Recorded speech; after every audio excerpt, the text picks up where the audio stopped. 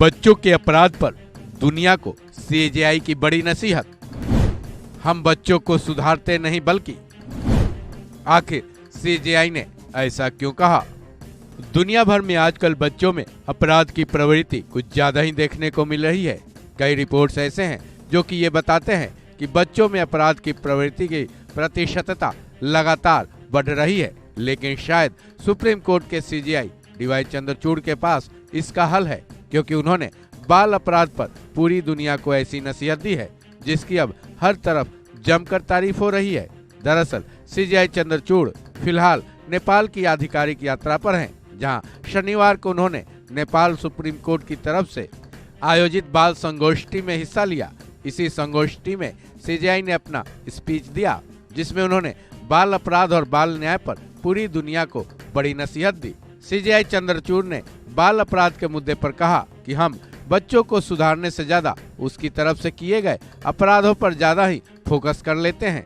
CJI ने बाल अपराध की वजह भी बताई। उन्होंने कहा, ज्यादातर बच्चे अक्सर आर्थिक असमानता, गरीबी और घरेलू हिंसा की वजह से आपराधिक व्यवहार करने के लिए प्रेरित हो जाते हैं।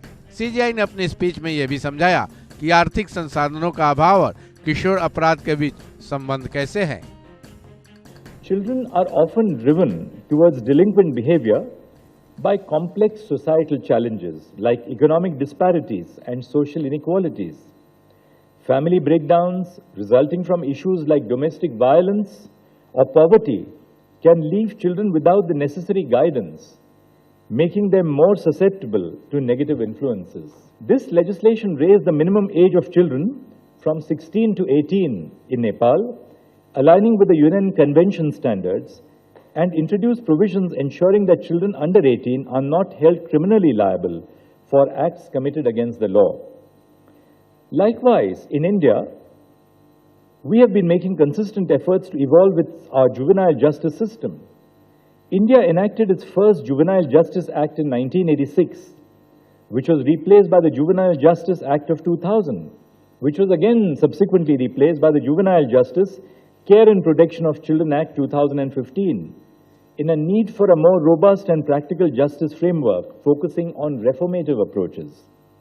The Act of 2015 embodies a holistic approach, emphasizing the special needs and vulnerabilities of juveniles and prioritizing their rehabilitation and reintegration into society.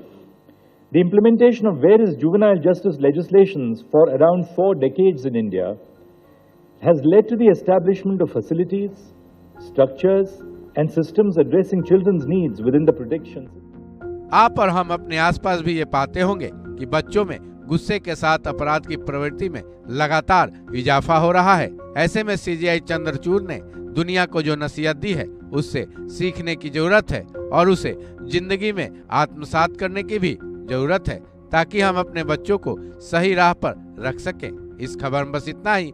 बाकी अपडेट्स के लिए जुड़े रहें वन इंडिया हिंदी के साथ।